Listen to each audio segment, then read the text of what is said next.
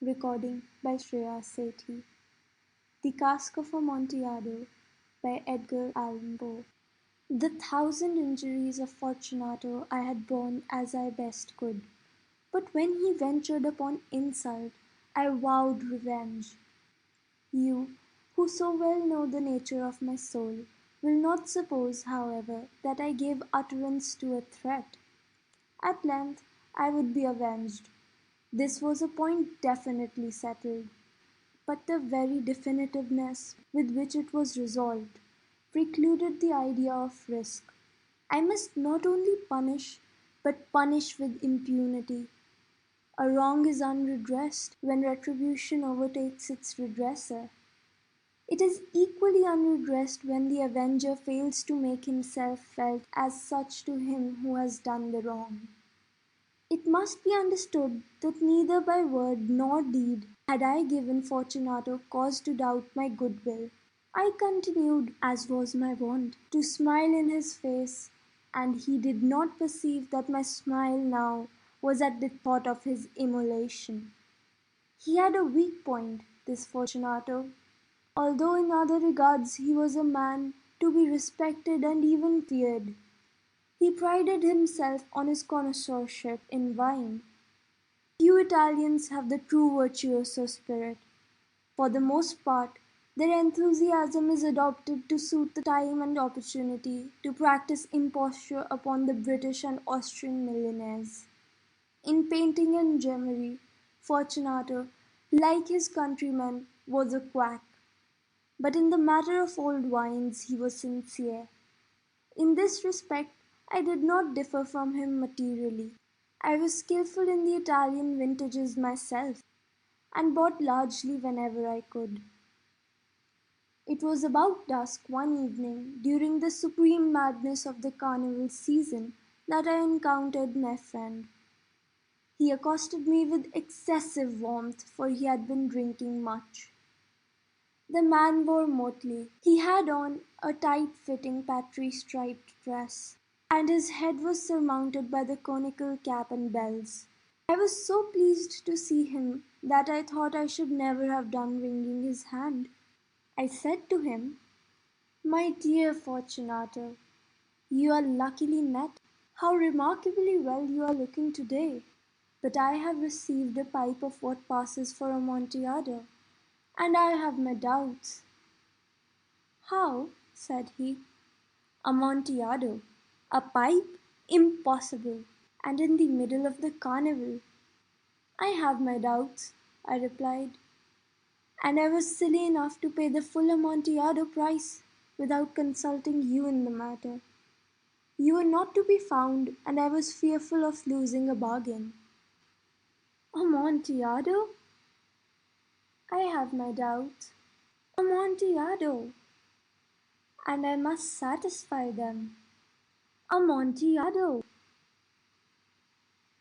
"As you are engaged, I am on my way to Lucchesi. If anyone has a critical turn, it is he. He will tell me. Lucchesi cannot tell Amontillado from sherry. And yet some fools will have it that his taste is a match for your own. Come, let us go." "Whither?" "To your waltz." "My friend, no. I will not impose upon your good nature. I perceive you have an engagement. Lucchesi?" "I have no engagement. Come." "My friend, no.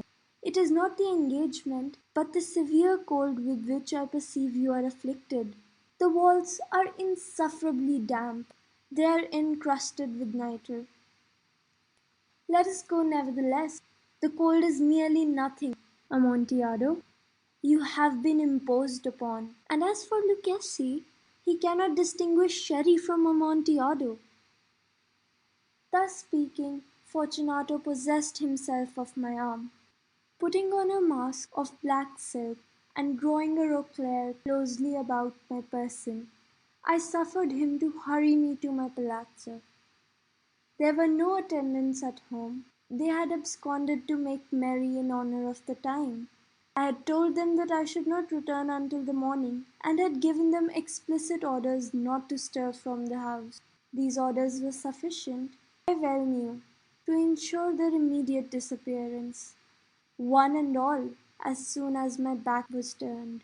I took from their sconces 2 flambeaux, and giving one to Fortunato, bowed him through several suites of rooms to the archway that led into the vaults. I passed down a long and winding staircase, requesting him to be cautious as he followed. We came at length to the foot of the descent, and stood together on the damp ground of the catacombs of the Montresors. The gait of my friend was unsteady, and the bells upon his cap jingled as he strode. "The pipe," said he. "It is farther on," said I, "but observe the white web work which gleams from these cavern walls." He turned towards me and looked into my eyes with 2 filmy orbs that distilled the rheum of intoxication. "Nitre?" he asked at length. "Nitre," I replied. "How long have you had that cough?" "Ahem, ahem, ahem." My poor friend found it impossible to reply for many minutes. "It is nothing," he said at last. "Come," I said with decision, "we will go back. Your health is precious. You are rich, respected, admired, beloved. You are happy, as once I was.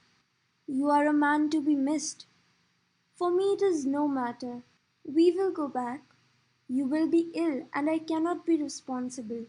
Besides, there is Luchesi." "Enough," he said. "The cough is a mere nothing. It will not kill me.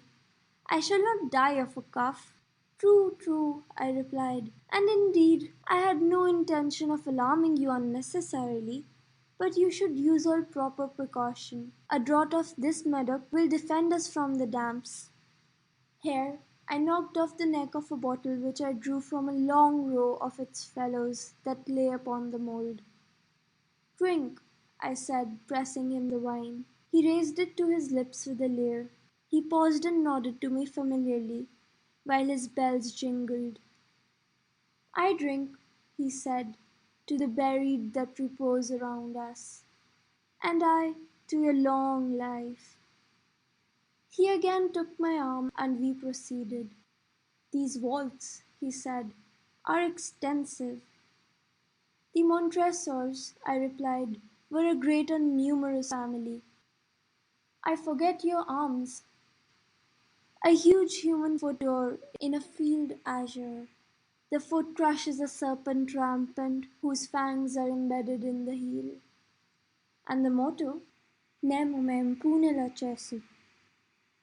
"Good," he said. The wine sparkled in his eyes and the bells jingled. My own fancy grew warm with the medoc. We had passed through the walls of piled bones, with casks and puncheons intermingling into the inmost recesses of catacombs. I paused again, and this time I made bold to seize Fortunato by an arm above the elbow. "The nitre," I said. "See, it increases. It hangs like moss upon the walls. We are below the river's bed. The drops of moisture tickle among the bones. Come, we will go back ere it is too late. Your cough?" "It is nothing," he said. "Let us go on. But first, another draught of the medoc." I broke and reached him a flagon of de Grève. He emptied it at a breath. His eyes flashed with a fierce light. He laughed and threw the bottle upwards with a gesticulation I did not understand. I looked at him in surprise. He repeated the movement, a grotesque one. "You do not comprehend," he said. "Not I replied. "Then you are not of the brotherhood." "How? You are not one of the masons?" "Yes, yes," I said. "Yes, yes." "You? Impossible." "A mason?" "A mason," I replied. "A sign," he said, "a sign." "It is this," I answered, producing a trowel from beneath the folds of my roquelaire. "You jest," he exclaimed, recoiling a few paces. "But let us proceed to the Amontillado." "Be it so," I said, replacing the tool beneath the cloak and again offering him my arm. He leaned upon it heavily. We continued our route in search of the Amontillado. We passed through a range of low arches, descended, passed on, and descending again, arrived at a deep crypt, in which the foulness of the air caused our flambeau rather to glow than flame. At the most remote end of the crypt there appeared another less spacious. Its wall had been lined with human remains, piled to the vault overhead in the fashion of the great catacombs of Paris. Three sides of this interior crypt were still ornamented in this manner. From the fourth side the bones had been thrown down, and lay promiscuously upon the earth, forming at one point a mound of some size. Within the wall thus exposed by the distancing of the bones we perceived a still interior recess, in depth about 4 feet, in width 3, in height 6 or 7. It seemed to have been constructed for no especial use within itself, but formed merely the interval between two of the colossal supports of the roof of the catacombs, and was backed by one of their circumscribing walls of solid granite. It was in vain that Fortunato, uplifting his dull torch, endeavoured to pry into the depth of the recess. Its termination the feeble light did not enable us to see. "Proceed," I said. "Herein is the Amontillado. As for Luchesi—" "He is an ignoramus," interrupted my friend, as he stepped unsteadily forward, while I followed immediately at his heels. In an instant he had reached the extremity of the niche, and finding his progress arrested by the rock, stood stupidly bewildered. A moment more and I had fettered him to the granite. In its surface were two iron staples, distant from each other about 2 feet, horizontally. From one of these depended a short chain, from the other a padlock. Throwing the links about his waist, it was but the work of a few seconds to secure it. He was too much astonished to resist. Withdrawing the key, I stepped back from the recess. "Pass your hand," I said, "over the wall. You cannot help feeling the night air. Indeed it is very damp. Once more let me implore you to return." "No? Then I must positively leave you. But I must first render you all the little attentions in my power."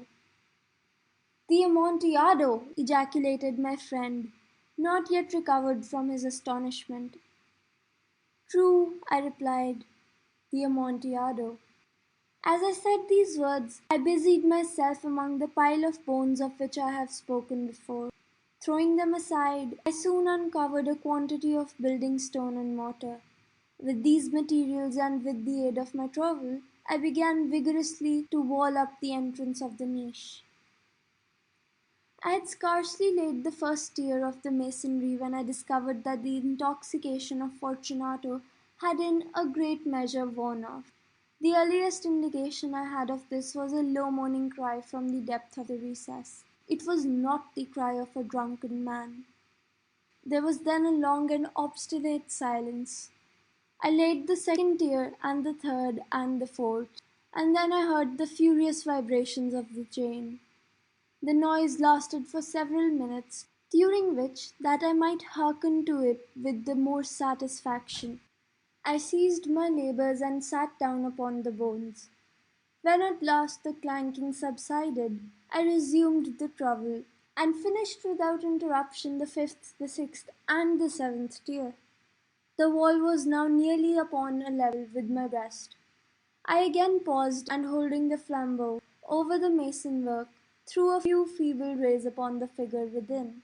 A succession of loud and shrill screams, bursting suddenly from the throat of the chained form, seemed to thrust me violently back. For a moment I hesitated. I trembled. Unsheathing my rapier, I began to grope with it about the recess. But the thought of an instant reassured me. I placed my hand upon the solid fabric of the catacombs and felt satisfied. I reapproached the wall. I replied to the yells of him who clamored.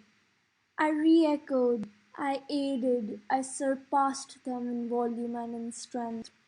I did this, and the clamourer grew still.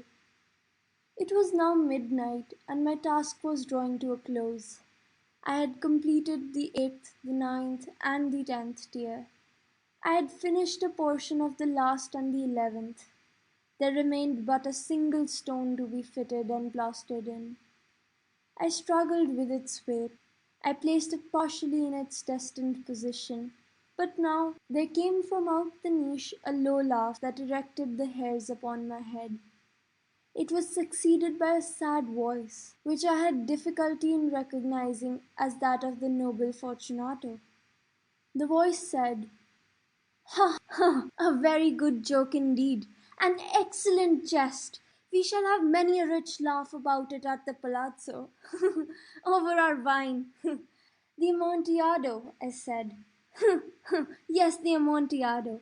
But is it not getting late? Will not they be awaiting us at the palazzo, the Lady Fortunato and the rest? Let us be gone." "Yes," I said, "let us be gone." "For the love of God, Montresor!" "Yes," I said, "for the love of God." But to these words I hearkened in vain for a reply. I grew impatient. I called aloud, "Fortunato!" No answer. I called again, "Fortunato!" No answer still. I thrust a torch through the remaining aperture and let it fall within. There came forth in reply only a jingling of the bells. My heart grew sick on account of the dampness of the catacombs. I hastened to make an end of my labor. I forced the last stone into its position. I plastered it up. Against the new masonry, I re-erected the old rampart of bones. For the half of a century no mortal has disturbed them. In pace requiescat. End of the Cask of Amontillado. Recording by Shreya Sethi.